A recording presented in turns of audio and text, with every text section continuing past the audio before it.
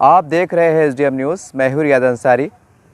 इस वक्त मैं महाराष्ट्र के तारिक शहर औरंगाबाद से बात कर रहा हूं और आज का जो मेरा विषय है, जो मेरा मौजू है, वो एक बार फिर वक्फ बोर्ड को लेकर है। मैंने लगातार ये 4-5 महीने के दौरान वक्फ बोर्ड पे काफ़ी वीडियोस बनाया हूं। काफ़ी लोगों की राय थी, मशवरे थे, कुछ अपीलें थी, उसके पर आधारित मैंने एक वीडियो बनाया हूँ। लेकिन आज के जो उर्दू अखबार है, औरंगाबाद टाइम्स और उर्दू अखबार और एशिया एक्सप्रेस उर्दू अखबार, ये दोनों अखबारात में नुमाया तौर से एक न्यूज़ शाये हुई है। वो मैं आपको बता दूं कि मरकज़ की मोदी हुकूमत वक्फ क़ानून में तब्दील करके मुसलमानों को इनकी जायदाद से बेदखल करना चाहती हैं। ये एशिया अखबार की न्यूज़ है, कुछ औरंगाबाद टाइम्स में भी आया है। ये मकबूल आम पेपर है मराठवाड़ा के, महाराष्ट्र के, लगभग काफ़ी अखबारात में आया है कि बीजेपी गवर्नमेंट अब वक्फ ज़मीनात को हड़पना चाहती है, लेना चाहती है, ऐसा अखबार के अंदर आया है। इसके ऊपर दिल्ली में, यूपी में काफ़ी मुस्लिम दानिशरों की, लीडरान की एक मीटिंग भी हुई है, जिसमें ये फ़ैसला लिया गया है कि आने वाले वक्तों में जो है तो इस फैसले की मुखालिफत की जाएंगी, मजम्मत की जाएंगी और कांग्रेस पार्टी बड़ी शिद्दत के साथ इसको उठाएंगी। क्योंकि अब लोकसभा के इंतखाबात भी आने वाले हैं, तो कहीं ना कहीं हो सकता है कि कांग्रेस पार्टी को ये एक अच्छा मुद्दा मिल गया हो कि चलो वक्फ बोर्ड के बहाने, दरगाह मस्जिद के बहाने कुछ मुसलमानों को मतलब ख़रीब किया जाए। हो सकता है, इस बात से इनकार भी नहीं किया जा सकता। ये वीडियो सिर्फ मैं इसलिए बना रहा हूँ कि देखिए हालात क्या से क्या आ गए। जो कभी सोचा नहीं था, जो शायद मुसलमानों सोचा नहीं था कि भाई वक्फ बोर्ड के ऊपर भी कुछ ऐसा कानून में तरमीम हो सकती है, यानी आने वाले वक्त में हो सकता, इसके इम्कान दिखाई दे रहे हैं। और वक्फ बोर्ड बन के कितने साल हो गए? 30-35 साल से ज़्यादा का अर्सा हो रहा है। और उसके ऊपर जो अभी अगर हम नज़र डालें तो सिवाय तबाही के, बर्बादी के कुछ नहीं मिला और ख़ास के मुसलमानों को उसका फ़ायदा नहीं पहुंचा। जबकि कई कमीशनों की रिपोर्ट है कि वह इसके ऊपर सही तरीके से कानून के दायरे में रह के, वक्फ बोर्ड के कानून के सही ईमानदारी से अगर अमल किया जाए तो हज़ारों लाखों गरीब, पसमानदा, परेशान हाल लोगों को फ़ायदा पहुँच सकता था, घर की शक्ल में, कारोबार की शक्ल में, जो भी है, ज़राअत की शक्ल में। लेकिन अफसोस के नहीं मिला। अब ये न्यूज़ आ रही है तो इसके ऊपर अब हो सकता है कि आने वाले वक्तों में इसके ऊपर भी ये कहने की राजनीति होंगी। बीजेपी सरकार पर ठिकरा फोड़ा जाएगा, बीजेपी सरकार को निशाने पे लिया जाएगा कि भाई ये मुसलमानों के दुश्मन है, ये वक्फ बोर्ड को तबाह करना चाहती है, बीजेपी फ़िरका परस्त पार्टी है, ऐसे कई तरह के आरोप लगेंगे। इसके ऊपर एक सियासी माहौल गर्मा जाएगा। लेकिन कहीं ना कहीं आज जो हालात आ रहे हैं, आज जो गवर्नमेंट जो सोच रही है कि चलो हम वक्फ बोर्ड को अपने अंडर में करते हैं, जो भी अखबार में छपा है, तो इसकी गवर्नमेंट ज़िम्मेदार नहीं है। न बीजेपी ज़िम्मेदार है, न शिवसेना ज़िम्मेदार है, न आरएसएस ज़िम्मेदार है। इसके पूरे ज़िम्मेदार टोटल मुसलमान लीडर है, चाहे वो किसी पार्टी को ताल्लुक़ रखते हो। और चारों हमारे इस्लामी तंजीमें के जो ज़िम्मेदार आ रहे हैं, जिनको लाखों लोग, करोड़ों लोग फॉलो करते हैं, करोड़ों लोग, अगर आज एक तबलीगी जमात का अगर इज्तिमा अगर ऐलान हो जाए पूरे महाराष्ट्र लेवल पर, तो हम समझते हैं कि करीब मतलब 1 करोड़ 1.5 करोड़ के आसपास लोग जमा हो जाएंगे। यानी इतने लोग एक प्लेटफॉर्म पे आ जाते हैं इस तबलीग इज्तिमा के नाम पर। खैर अच्छी बात है, इस पर मैं कुछ तनकीद नहीं करना चाह रहा हूँ। इसी तरह से और भी जमातों के ज़िम्मेदार हैं। अगर ये बड़ा प्रोग्राम अगर इस्लाही माशरे के नाम पर या कोई इस्लामी एक्टिविटी के नाम पर लेते हैं तो लाखों लोग जमा हो जाते हैं। अच्छा, अब इज्तिमा में जब पिंडाल लगते हैं, उसमें बम्बू लगते हैं, पर्दे लगते हैं और जो भी इंतज़ामात होते हैं तारत खाने के, इसके उसके, चटाई वगैरह, तो ये बहुत ख़र्चा आता है। ये खैर अल्लाह के नेक बंदे अपने अपने तौर से हिस्सा ले लेते हैं, उस पर कुछ बदगुमानी नहीं है। यानी कहने का मतलब लाखों रुपये खर्चा आ जाता है, एक इज्तिमा लेने को आज लाखों रुपये खर्चा आ जाता है। अच्छा, फिर वो इज्तिमा ऐसा नहीं रहता कि भाई कोई सा व्हाट्सअप, फेसबुक ऐसा मैसेज है कि 3 लाइन टैप करो, बटन दबा तो चलेगा, ऐसा नहीं। अगर कोई आप बड़े लेवल पर इज्तिमा ले रहे, ये आपको मैं खाली एग्जाम्पल दे रहा, तो कम से कम 2 महीने 3 महीने पहले तैयारी होती। ज़मीन को लेवल करते, जो तो खड्डे खोदे जाते, पाइपा का सामान पहुंचता, ट्रकों से पहुंचता, पर्दे लगते, रस्सियाँ लगती, खीले लगते, बारीक तार लगते, रात 24 दिन जो है तो काम होता वहाँ पर। मतलब सैकड़ों जो लोग होते हैं मुस्लिम नौजवान, ये वो बिल्कुल जो अपनी एक नेक नियति के साथ अल्लाह की रज़ा हासिल करने के लिए वहाँ अपनी खिदमत अंजाम देते हैं। और उनको खाना पहुँचता है शहर से, अल्लाह के नेक बंदे उनको खाना पहुँचाते हैं कि चलो एक नेक काम के वास्ते बेचारे रात दिन वहाँ पड़े हुए हैं, मतलब वहाँ पर रह रहे हैं एक नेक काम के मकसद से, तो लोग उनको खाना पहुंचाते हैं, दवाखाने की सहूलत। यानी कहने का मतलब इतने प्री प्लान काम होता है कि 3-4 महीने लगातार चलते हैं, 3 महीने 4 महीने फिर खोलने को और लग जाते 1-2 महीने मतलब वापस से। तो कहने का मतलब ये है कि ठीक है भाई, वो दीन का काम है, वो तो हर मुसलमान को चाहे दुनिया के किसी भी खित्ते में मुल्क में रहता हो उसके ऊपर फ़र्ज़ है, आयन है कि भाई वो नेकी का पैगाम एक दूसरे तक पहुंचाते रहे, दुनिया के हर कोने में हर फ़र्द तक पहुँचे, इसमें कोई शक नहीं है। लेकिन सवाल ये है कि हम जिस मुल्क में रहते हैं और जिस मुल्क में जिस तरह के एक माहौल चल रहा है, यानी मुसलमानों को ज़बरदस्ती बदनाम करना, जैसा कुछ जिहाद के नाम पर, मदरसों के नाम पर, मस्जिद के नाम पर कैसे कैसे प्रकंडे होते हैं। तो ये चंद लोग होते हैं, मुट्ठी भर लोग, और इसके असरात कहीं ना कहीं समाज पे पड़ रहे हैं, इसके असरात कहीं ना कहीं मुल्क पे पड़ रहे हैं, इसके असरात कहीं हमारे जो 80-85 करोड़ हिंदू भाई हैं उनके जहन पे पड़ रहे हैं, उनको गलत फहमियाँ बढ़ती जा रही हैं। और इसमें कोई शक नहीं, काफ़ी लोग मेहनत भी कर रहे हैं मेल मिलाने की, गलत फहमी दूर करने की, ये सारी बात है। ये मैं वक्फ़े डायरेक्ट इज्तिमा पे इसलिए आया हूँ कि हम देखते हैं कि लोग इज्तिमा के लिए कितना वक्त लगाते हैं, कितना पैसा लगाते हैं। तो मेरा सवाल बड़े अदब एहतराम से उनसे है कि भाई अगर ये तमाम इस्लामी तंजीमें होना, जैसा आप वक्फ़ जैसा आप इज्तिमा के लिए इतना रात भी मेहनत करते हैं, वॉलंटियर जमा होते हैं, लोग खिदमत अंजाम देते हैं, लाखों रुपये लग जाता है और बदगुमानी नहीं है, सब अपनी अपनी नेक नीयत से लगाते हैं। तो वही जज्बे के साथ आप तमाम लोग वक्फ बोर्ड पर क्यों नहीं भिड़ते कि भाई वक्फ़ की खाली ज़मीन पड़ी हुई है, जैसा आप इज्तिमा के वास्ते ज़मीन हमवार करते हैं कि वहाँ पर चलो वक्फ़ की ज़मीन को अपने अंडर में ले, रज़ाकाराना तौर पर अपनी खुशी से अपनी मर्ज़ी से लोग वहाँ पर ज़मीन हमवार करने का काम करें, लोग अपनी तौर से गड्ढे करें, वहाँ पर तार फिक्सिंग करें, वहाँ वक्फ बोर्ड का वो लगाए, बोर्ड लगाए, दरगाह की है, ज़मीन की है, इनाम की है, जो भी है जैसा उसका तरीक़ाकार रहता है। तो उसके ऊपर जो है तो हम ठोस नुमाइंदगी करें, उसके ऊपर जो है तो लाहेमल तैयार करें, हमारे पास ज़कात का निज़ाम है, सारी बात है। तो इसके ऊपर वो मेहनत नहीं होती, हालांकि मुसलमानों की तबाही बर्बादी का सिलसिला चालू है। और हम आए दिन क्या करते हैं, हुकूमत पर ठिकरा फोड़ देते हैं कि हुकूमत आरक्षण नहीं दे रही है, हमें ये कर रहे हैं, हम वो कर रहे हैं। हम देखते हैं कि आरक्षण के नाम पर भी बड़े बड़े जलसे जुलूस हुए, धरने हुए, जो है तो असम्बली में उसको उठाया गया, बहुत अच्छी बात है, कोई ऐसी बुरी बात नहीं है। लेकिन सवाल ये है कि एक तरफ एक आरक्षण है, मुस्लिम आरक्षण है, और एक तरफ वक्फ बोर्ड है। और कई कमीशन की रिपोर्ट क्या आ रही है कि अगर वक्फ बोर्ड पर अगर ईमानदारी से काम कर लिया जाए तो मुसलमानों को ना आरक्षण की ज़रूरत, न काई की ज़रूरत, बल्कि ये हुकूमत को जो है तो लाखों करोड़ रुपये फ़ंड की शक्ल में भर सकते हैं। यानी हर गरीब मुसलमान कहने के अपने एक रोज़गार हो जाएगा, वो अपने पैर पे खड़े हो सकता है, उसको ज़ातिया घर हो सकता है, छोटा मोटा उसका कारोबार हो सकता है। ये वक्फ बोर्ड के ऊपर अगर काम करे तो ये हालात बन सकते हैं। और ये बड़े बड़े कमीशनों की, बड़े बड़े दानिशरों की, बड़े बड़े आला कायदीन की, सरकार की कमीशन रिपोर्ट है। ऐसा नहीं कि मैं अपनी तरफ से कोई दिल से कोई आपको राय दे रहा हूँ, बोलते ना दिल से फातिहा पढ़ रहा हूँ, ऐसी बात भी नहीं है। तब सवाल ये है कि भाई जब जिसके ऊपर मुसलमानों की फलाह बहबूद का जामिया सिस्टम मौजूद है तो उसके ऊपर फिर काम क्यों नहीं हो रहा, फिर वो मतलब आरक्षण पे इतनी मेहनत क्यों हो रही। अरे भाई जब ठीक है, अब आपको ऐसा लग रहा है कई सालों से कई धरने निकल गए, कई मोर्चे निकल गए, असम्बली में आवाज़ उठ गई, वो नहीं मिला, वो कहने घुमा फिरा के मुसलमान पे आ रही, कहने ज़ात की बुनियाद पे दे नहीं सकते, मुसलमान बोल के दे नहीं सकते, ये सेकुलर मुल्क है, ऐसा है वैसा है, अड़ी अड़चन नीचे ऊपर घुमा फिरा के मतलब बात वही आ रही कि नहीं मिलता।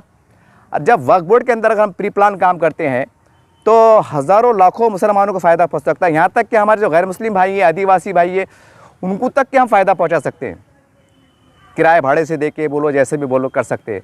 तो उसके ऊपर काम ही नहीं हो रहा, बस वो आ जाके फ़िरका परस्त पार्टियाँ हैं और बीजेपी को टारगेट किया जाता है। अरे जब भाई सीधी सी बात है, जब सरकार ने वक्फ बोर्ड का गठन कर टोटल मुसलमानों के हवाले कर दिया, तो अब इसमें सरकार की गलती कहाँ पर है। अब जो लोग बैठे हुए हैं मेंबर की शक्लों में हैं, मतलब काम करने और शक्ल में है, अब ये उनकी जवाबदारी है कि वो भरपूर ईमानदारी से 24 घंटे काम करें, 24 घंटे काम करे, क्योंकि खिदमत खल्क में आता ही है। ठीक है, वक्फ बोर्ड का इदारा एक सरकारी इदारा है, मान सकते हैं हम कि वक्फ बोर्ड का नामजद है, लेकिन अगर उसको दूसरे जाविये से देखें, तो आपने अगर 24 घंटे भी काम करे तो इतना बड़ा काम है। एक तो एक जिम्मेदारी पूरी हो रही और कहने के यतीम और गरीबों की दुआएं आपको मिल रही। आपने अगर रात के 12 बजे तक काम करे ना, जो यहाँ पर हेड क्वार्टर में लोग आते हैं, दूर दूर से आते हैं बेचारे, बोलते 5 बज गए, हाफिज़ बंद हो गया, कहीं काम भौसा हो गया, ऐसा हो गया। अगर आपने ईमानदारी से रात के 12 बजे तक काम करे, नहीं ये कौम मिल्लत का काम है, तो यकीन मानिए हज़ारों लोगों की दुआएं मिलेंगी या हज़ारों लोग फ़ायदा होगा। अब सवाल ये फिर ये बराबर हो रहा नहीं है, ये दिल्ली गवर्नमेंट जो कर रही ना, मेरा ये ज़ाती तौर से हो सकता है काफ़ी, लेकिन मैं ये बात बोल रहा हूँ और ये बात मैं बहुत तकलीफ़ दे हालात में बोल रहा हूँ और बहुत जल उठ के बोल रहा हूँ कि जो मोदी गवर्नमेंट जो कर रही ना, ये बहुत अच्छा कर रही है। बल्कि मैं तो बोलता हूँ उन्होंने बिल्कुल कानून कायदे में फिरे में बिठा के ले लेना चाहिए क्यों मालूम क्या, इसकी वजह बता रहा मैं। अगर मैं भूखा हूँ, मैं प्यासा हूँ और एक भाई के पास खाने को है, पीने को है, तो हुक्म क्या है अल्लाह का, इस्लामी निज़ाम के हिसाब से, कि जो भूखा है उसको खाना खिलाओ। वैसा तो कोई मज़हब की तफरीक नहीं है, सभी इंसान है, सभी इंसान खिलाना चाहिए। मैं आपको एग्जांपल दे रहा, लेकिन सामने वाला खिला रहा नहीं, खान दे रहा भी नहीं, बांट रहा भी नहीं, तो फिर बदवा निकलती ना। फिर आदमी बदवा क्या देता कि अल्लाह ताला तूने उसको इतना दिया, वो फसलात बंगलों में रह रहा, खा रहा पी रहा ऐश कर रहा, और हम थोड़ा, हमको पेट की रोटी मांग रहे, हमको भी सारा नसीब नहीं हो रहा। तो अल्लाह तेरा क्या निज़ाम है, तो वो ऐसा अल्लाह से दुआ करता, दुआ नहीं करता, एक तरह की बदवा होती हो कि अल्लाह ये तो बात ही नहीं हुई, हम तेरे से क्या मांग रहे। ऐसा गिले शिकवे बोलो, दुआ बोलो, एक दर्द बोलो, दिल से आहार निकलती। तो ये अच्छा हो रहा नहीं, ये अच्छा हो रहा है। ये तो मैं पर्सनली तौर से कहूँगा, ज़ाती तौर से, जैसा इसके ऊपर बहुत मतलब वो आपको गलत फहमी हो सकती है कि मेरा ज़ाती तौर से मैं तो अल्लाह दुआ करूँगा अल्लाह ताला कि ये बीजेपी गवर्नमेंट को तौफीक दे दे, आप मोदी जी को तौफीक दे दे, आप जैसा दिल्ली में उन्होंने कार्रवाई शुरू करे, महाराष्ट्र के अंदर भी ये जल्द से जल्द जो तक सरकार उसको अपने जैसा उनका जो भी है वो पूरा कर ले। क्योंकि अब मुसलमान परेशान हो गए ना, मुसलमान लीडर भी काम नहीं कर रहे, वक्फ बोर्ड में भी काम नहीं हो रहा, जो मंशा वक्फ है उसके हिसाब से काम नहीं हो रहे। आज औरंगाबाद शहर में देखो, औरंगाबाद की शहर मिसाल ले लो, कई वक्फी ज़मीनात, दरेक ज़मीनात पे कानून की शक्ल में जो तो बड़ी बड़ी बिल्डिंग का तामीर है, और मुसलमान उसके ऊपर, और ख़ास बात क्या है, वो कॉम्प्लेक्स के सामने एक गरीब मुसलमान माउस की गाड़ी लेके खड़े रह नहीं सकता। ये इससे ज़्यादा बदनसीबी की बात क्या हो सकती, ये इससे ज़्यादा बदनसीबी की बात क्या हो सकती। तो बहरहाल हमारे से अच्छे तो मैं ये कहूँगा कि वो आदिवासी लोग हैं, हमारे दलित भाई है, जो कहते हैं कि जो सरकारी हमारी है, और अफसोस के मुसलमान, हालांकि कानून बना हुआ है, वो ये नहीं कह सकता गरीब मुसलमान, कि जो गरीब यतीम मुसलमान ये नहीं कह सकता कि जो पड़ी हुई है दरगाह की शक्ल में हवाई, वो वक्फी हमारी है, नहीं बोल सकते, क्योंकि फला कानून ये एक्ट में नहीं आता, वो एक्ट में नहीं आता, मंशा वक्फ में नहीं आता।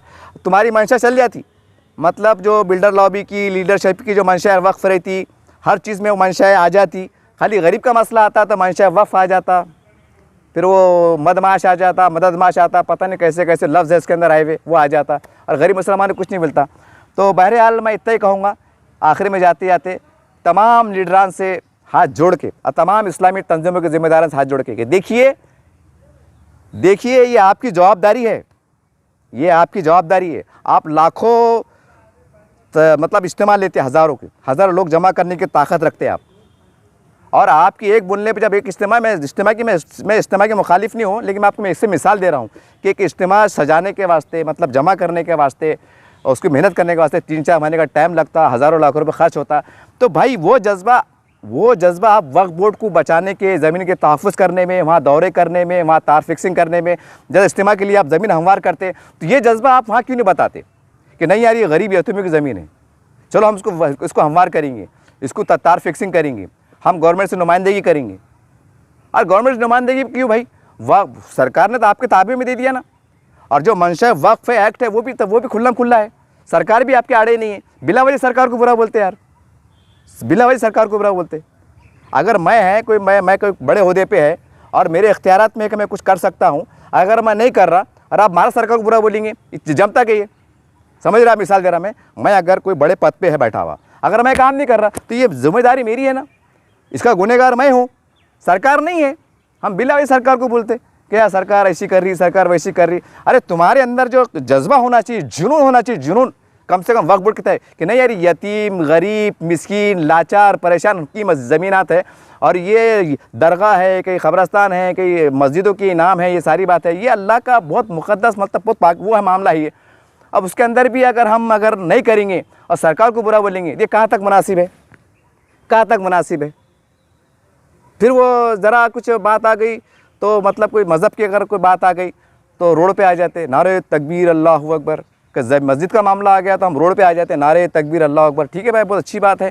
जैसे हमने बाबरी मस्जिद के टाइम देखा कि पूरे मुल्क गिर सतह पर जो है तो उसके हंगामे हुए, धरने हुए, मोर्चे हुए। ठीक है भाई, अल्लाह का घर है, होना भी चाहिए, इसमें मैं इसकी मुखालिफत नहीं है। लेकिन सवाल ये है कि जब वक्फ बोर्ड के ऊपर अगर वैसी अब मुल्की सतह पर एक मुनज़्ज़म तरीके से, मतलब लोकशाही माध्यम से अगर रोड पे आते हैं और गरीबों को दिलाने का काम करते हैं, क्यों नहीं हो सकता भाई, क्यों नहीं हो सकता। आपके दिमाग में ये क्यों नहीं आता बड़े लोगों के, चलो यार हमारा फ़ायदा नहीं होगा, कम से कम गरीब मुसलमान को फ़ायदा हो जाएगा, जो उसके मुस्तहिक़ीन है, जो उसके हकदार है, उनको तो पहुँचेगा। लेकिन नहीं, अच्छा, लीडर भी, जहाँ तक मेरी अपनी सोच है, वो इसलिए काम नहीं करते कि वक्फ बोर्ड में क्या मिलने वाला है।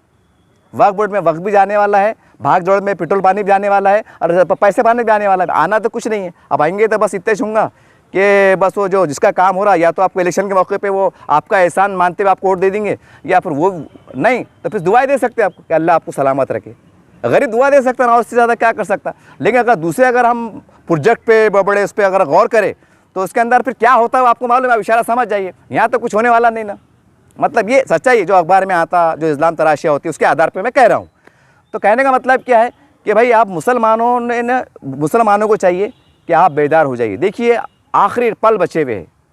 अब ये दिल्ली यूपी में शुरू हो गया, अब महाराष्ट्र में शुरू होने में कोई ज़्यादा टाइम नहीं लग रहा है, क्योंकि 2024 आने वाला है, और 2024 के अंदर जो है तो फिर एक बार शिंदे सरकार की हुकूमत बनने वाली है। दिल्ली में बनने वाली है, मतलब लोकसभा के हिसाब से मोदी जी की, और स्टेट में बनने वाली है। इसमें कोई दो राय नहीं है। ये कड़वा सच है, आप मानो या मत मानो। अभी आप बोल रहे होंगे नहीं नहीं मोदी हुकूमत, जनता परेशान है, महंगे से आपकी बात जो है तो जनता जो है तो मतलब मोदी गवर्नमेंट को रिजेक्ट कर देंगी, पेट्रोल महंगा हो गया, अनाज महंगा होगा, ये महंगा होगा। ये सारी फजूल बातें हैं, सारी बकवास बातें हैं, क्योंकि सिर्फ मुसलमानों ही ज़्यादा परेशान है, क्योंकि ज़्यादा नौकरियाँ नहीं, कारोबार नहीं, हाथ मजदूर लोग हैं तो परेशान है। अब माशाल्लाह अब जो उसके अलावा जो समाज है वो कहीं ना कहीं, ये कड़वा सच है, आप आंकड़े उठा के दे सकते कि सरकारी नौकरी में परसेंटेज देखो, कंपनी की नौकरी में परसेंटेज देखो, लोन में परसेंटेज देखो, लीडरशिप में परसेंटेज देखो, खुशहाल है माशाल्लाह, चल रहा फर्स्ट क्लास है। अगर महंगे बढ़े तो क्या हो रहा, इधर एक एक सरकारी कर्मचारी को 40,000 30,000 पगार है, मज़े में है। परेशान कौन है? जो मिस्त्री काम करके 500 वर्ष कमा रहा, यानी कि ज़्यादातर मुसलमान वही परेशान है। ये भी कड़वा सच है। और भी लोग हैं समाज के, इसमें कोई शक नहीं है, लेकिन बड़ी अक्सरियत मुसलमानों की है। तब ये वक्फ बोर्ड को लेकर ये कहना कि भाई ये सरकार की वो है, जैसा आज पेपर में आया कि भाई मरकज़ की मोदी हुकूमत, यानी मरकज़ भी आ रहा और लफ्ज़ मोदी इस्तेमाल भी हो रहा, यानी मोदी गवर्नमेंट है। अब सवाल ये है कि अगर मैं महाराष्ट्र की बात करूँ, मराठवाड़े की बात करूँ, तो कई सालों से वक्फ का कानून बना हुआ है। फिर आप क्या कर रहे थे? आप अगर ईमानदारी से काम करते, इसको अपने अंडर में लेते, गरीबों को बिठाने का काम करते, कारोबार से, रोज़गार से, घर को मतलब इसमें तो काम होता। और एक आज अखबार की और एक न्यूज़ है, देखो कि कल शायद एक अहमद जलील साहब है, वंचित बहुजन आघाड़ी के ज़िम्मेदार भी है, तो उन्होंने कल शायद पेपर में पढ़ा मैंने आज के कि वो वक्फ बोर्ड के सामने जो है एक रोज़ा अलामती धरना दे रहे। और क्यों दे रहे कि भाई जो मस्जिद के इमाम साहब है, मौज़न साहब है, जो सफाई कर्मचारी होते हैं, जो बेचारे झाड़ू साफ़ सुफ करते हैं, तारक खाना साफ़ सुफ करते हैं, जो बेघर लोग हैं, उनको हम वक्फ बोर्ड से मुतालबा करेंगे कि भाई ऐसे लोगों को घर दिया जाए। यानी मौज़न साहब है, इमाम साहब है, जो भी वहाँ के खिदमतगार है, उनको जो है तो घर दिया जाए। अब ये कितनी शर्मनाक बात है, ये कितनी शर्म। जब मैं न्यूज़ पढ़ रहा था, तो अगर ईमान की रोशनी में, अगर सच में अगर ईमान की रोशनी में और कौम दर्द की मिल्लत में अगर सोचा जाए ना वो हेडिंग कि भाई मौज़न इमाम के लिए हम एक रोज़ा अलामती धरना देंगे, तो ये शर्म से डूब मरने वाली बात है। तमाम मुस्लिम लीडरान के लिए शर्म से डूब मरने वाली बात है कि वो इमाम जिसके पीछे हम नमाज़ पढ़ते हैं और वो दुआ पढ़ता है, इमाम साहब दुआ पढ़ते हैं और हम आमीन बोलते हैं, तो ज़रा सोचिए वो इस इमाम बेघर है, परेशान है, और उसके लिए कल एक रोज़ा अलामती धरना हो रहा है। तो कितनी शर्मनाक बात है कि वक्फ बोर्ड की सैकड़ों का हज़ारों एकड़ ज़मीन होने के बावजूद भी इमाम साहब फरियाद लगा रहे, मौज़न साहब फरियाद लगा रहे कि हम बेघर हैं, हम पे थोड़ा रहम करो। ये कितनी बेबसी की बात है। क्या इसमें मोदी जी का कसूर है? क्या इसमें बीजेपी पार्टी का कसूर है? क्या इसमें शिवसेना का कसूर है? अरे वक्फ बोर्ड में कौन बैठे हुए भाई? वक्फ बोर्ड में चपरासी से लेकर तो वक्फ मंत्री तक सब मुसलमान ही है ना। तो फिर कौन से मुँह से हम सरकार को बुरा बोल रहे? यहाँ कोई देशमुख नहीं है, कोई कामड़े नहीं है, कोई कुलकर्णी नहीं है, कोई जाधव नहीं है, तो फिर ये क्यों, ये ढोंग क्यों, ये नाटक क्यों? बहरहाल मैं इतना ही कहूँगा कि देखिए अभी भी वक्त है, मेरी एक सदा है कि आप तमाम मुसलमान लीडर, चाहे किसी भी पार्टी से हो, संगठन के तमाम जिम्मेदारान और चारों जमातें तंजीमों के इस्लामी जमात संगठन है, उनके जिम्मेदारान से मेरी अदबन गुजारिश है कि आप आइए, हमारे पास ज़कात का निज़ाम है। अगर पैसे कम पड़े, कोर्ट में खड़े रहने, कोर्ट से हम लड़ सकते हैं, गवर्नमेंट से नुमाइंदगी कर सकते हैं, सारी बातें। यार वक्फ बोर्ड वो सरकार ने हमको ताबे में दे दिया है कि ये आपके ये वक्फ का कानून है, आपके हिसाब से काम करो। सब 99% हमारे फेवर में है। तो सवाल ये फिर ये नाकाम हो रहे क्यों? और फिर बोले अरे अल्लाह मुसीबत आ रही, अल्लाह मुसलमान परेशान है, अल्लाह बारिश नहीं आ रही, अल्लाह बेमौसम बारिश आ रही, कई बड़े जल्जले आ जा रहे, कई बड़े अल्लाह मुसलमान पे आफत क्यों आ रहे। अरे ये लफड़े हो रहे ना। अपने अब जो भी जिम्मेदार हैं, बड़े बड़े ज़िम्मेदार है, वो अगर अपने जो हुक्मरान इसको हम कह सकते हैं, हमारे कायदीन कह सकते हैं, अगर वो लापरवाही करेंगे तो कौम मिल्लत कैसे बुरा हाल होगा। फिर भी आज थोड़ा ठीक है।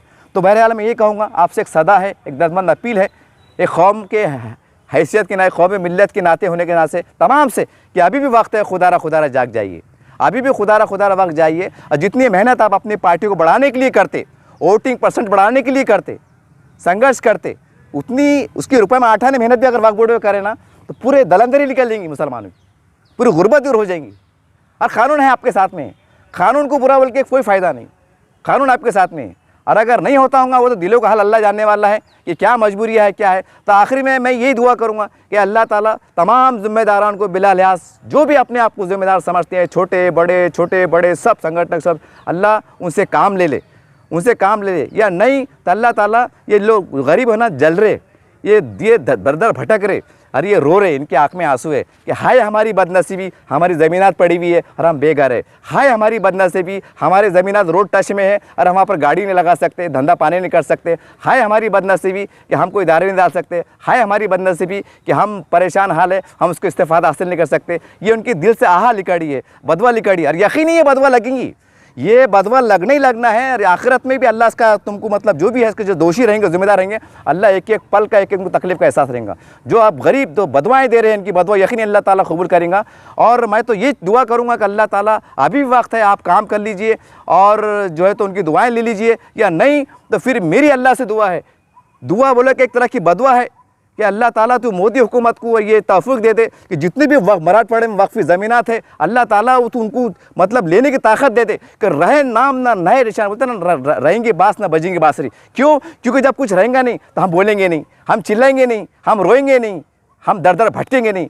बस अल्लाह है, अल्लाह का रसूल बोल के छोड़ देंगे। क्योंकि है तो आस रहती ना, है तो आस रहती ना। हाय बोल के चिल्ला रहे, बोल रहे कि हमारा वक्त बोटे, हमारी ज़मीन है, हमको दो, बोल रहे, वो सब साफ़ हो जाएगा, सब बड़ा साफ़ हो जाएगा। फिर किसके पास जाएंगे? बहरहाल इतनी बात ज़रूर है, तमाम एक एक फ़र्द जो अपने आप में ताकत रखता है, असर रुसूख रखता है, ये तमाम गरीबों की जो हाय बदवा जो खामोश तरीके से दिल से तलमला के दे रहे हैं, ये उनको लगने वाली है, उनको लगने वाली है। अल्लाह उनको छोड़ेगा नहीं। और दूसरी बात, आखिरत में भी इसका जवाब तलब करेगा, दुनिया में भी आपको कहने के इसका जवाब देना पड़ेगा। इनकी तलतलाट जाने वाले नहीं, ये कड़वा सच है। क्यों? क्योंकि आप उसके ज़िम्मेदार बने हुए हैं।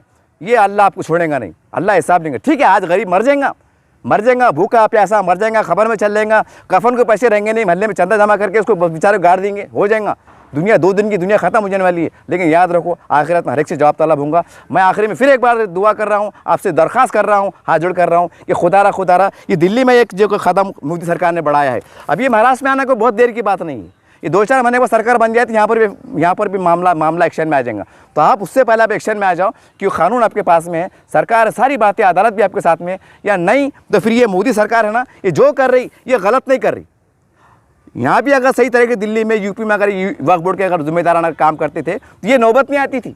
मगर वो ज़मीन आज मार्केट में आ गई, लाख की करोड़ में चलेगी, करोड़ की अरब में चलेगी, तो भाई आकर फटेंगी ना, फिर वो दिल्ली सरकार में है जो भी कानून की फ्रेम में बिठा के। तो फिर गलती किसकी है? गलती मुसलमानों की है, गलती मुसलमानों की जिम्मेदारों की है, वक्फ बोर्ड की जिम्मेदारों की है। अरे क्यों नहीं एक मामूली सी गवर्नमेंट की स्कीम लाती, वो घर घर पहुंचाती, उसका प्रचार करती। तो क्या वक्फ बोर्ड के पास का सिस्टम नहीं है कि वह फला जगह ज़मीन पड़ी हुई है, वहाँ पर मुसलमान हमको बसा सकते, आओ मुसलमानों बेघर हमको बिठा सकते, कानून से तरमीम करके गवर्नमेंट से बात करें, आप बिठा नहीं सकते, प्रचार कर नहीं सकते।